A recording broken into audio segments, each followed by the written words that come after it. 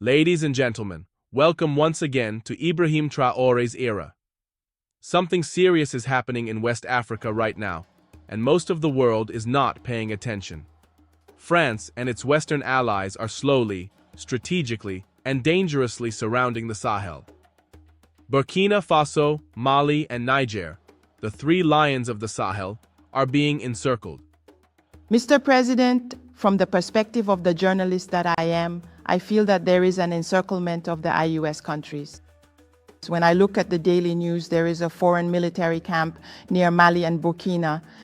Senegal is setting up units at the border with Mali, not to mention Benin as well, which borders Burkina and Niger. Mr. President, do you personally share this particular point of view? Do you see things this way? I think that when you decide to make a revolution, you have to prepare yourself for this kind of adversity. It's only logical that they are encircling us. It's only logical that they're trying to bring us down. It's logical. As I said, it's a battle. They're fighting for their own interests. And it's up to us, if we've decided to make a revolution, to start everything anew so that this encirclement can be overcome. They will keep surrounding us because there will always be countries like that in Africa, heads of state like that, who will allow it because they have mixed interests. They always betray. They will always agree to let the imperialists come to their countries to attack their own brothers. Let me tell you what is really happening. When France was expelled from the Sahel, it did not leave quietly. It left angry, humiliated, and vengeful. For decades, France ruled this region, controlling its gold, uranium, politics, and even its leaders. But all of that ended the moment Captain Ibrahim Traoré, Colonel Assimi Goïta, and General Abdourahamane Tiani stood together and said, "Enough, Africa is not for sale anymore." Since that day, France has not rested. Senegal has allowed France to build a new base on its border with Mali. Benin has opened its land for Western troops to patrol near Burkina Faso and Niger. Ivory Coast has done the same, giving France access to its bases, airspace, and intelligence systems. This is not a coincidence. This is coordination, a deliberate plan to surround the Sahel. France and its allies are gathering intelligence, monitoring troop movements, spying on communications, and waiting for the right moment to strike. Captain Ibrahim Traoré warned the world about this. He said openly, "Some African countries have sold their dignity for peanuts. They are ready to betray Africa just to please their Western masters." He was right. What kind of African leader allows foreign soldiers to build military bases aimed at neighboring African nations? What kind of leader opens his borders to spies who monitor his brothers? It is betrayal of the highest order. These puppet governments do not serve their people. They serve their foreign paymasters. They care more about keeping their power than protecting African unity. They fear Traoré, Goïta, and Tiani, because these three men have shown that Africa can stand tall without begging, without loans, without permission. But make no mistake, the Sahel is not sleeping. They see everything. Traoré has tightened the borders. Every vehicle entering Burkina Faso is inspected. Niger has moved thousands of troops closer to Benin. Mali has reinforced its western frontier with Senegal. Yes, the Sahel is surrounded, but the lions are awake. Behind the scenes, Russia and China have stepped in with quiet support. Russian satellites now track Western military movements. Chinese engineers have built secure communication systems that Western intelligence cannot easily penetrate. France is nervous, not because of weapons, but because it has lost control. The empire that once dictated Africa's future now watches from the sidelines. This is no longer a battle for land. It is a battle for the soul of Africa. The Sahel wants independence, pride, and dignity. The West wants obedience, control, and profit. But France has made a fatal mistake.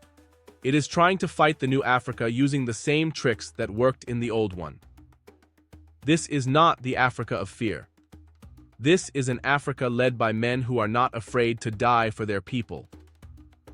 Captain Ibrahim Traoré has already survived more than 40 assassination attempts. He knows the enemy is close, yet he continues to stand tall because his mission is greater than his life. France may surround the Sahel with military bases, but it cannot surround the spirit of freedom. It cannot stop a continent that has already awakened. This is not just Burkina Faso's fight. It is Africa's fight. A fight for dignity, for sovereignty, for the right to stand without chains. The encirclement grows tighter every week. From Senegal to Benin, from Ivory Coast to Chad, Western troops arrive under the banner of security cooperation. But this is not about security. It is about control.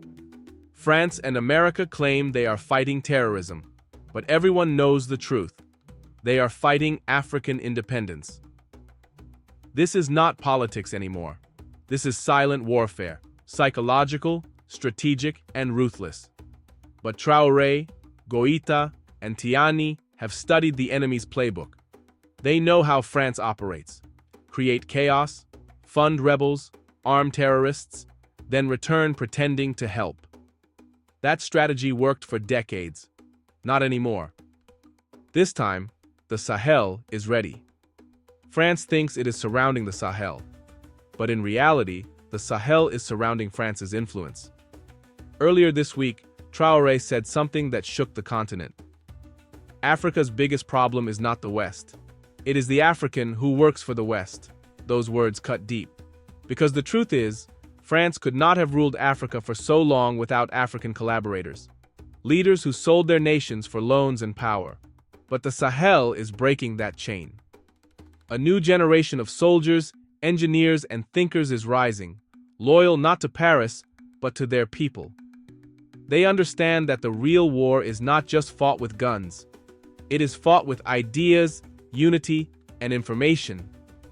Russia is already building arms factories in Niamey and Ouagadougou. China is constructing the infrastructure backbone, bridges, energy grids, and digital systems to connect the Sahel to the future. For the first time in modern history, Africa is building defense and development without asking the West for permission.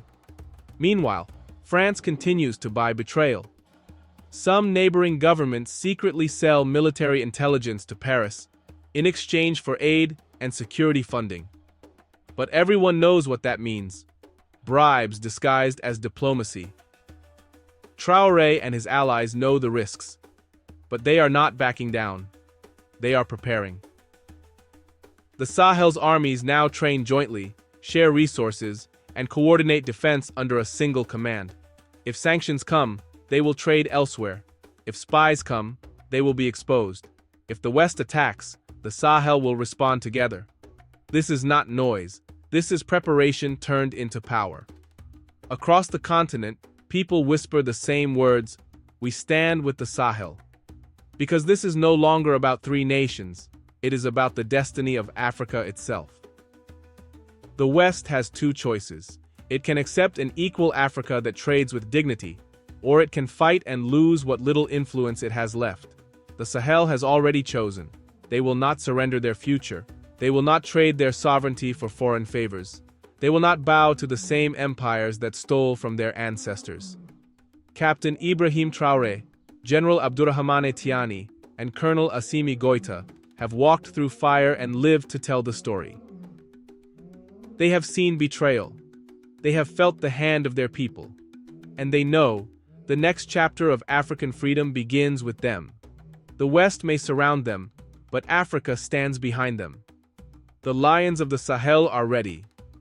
And when the lions wake, even the hunters tremble. This is Ibrahim Traoré's era.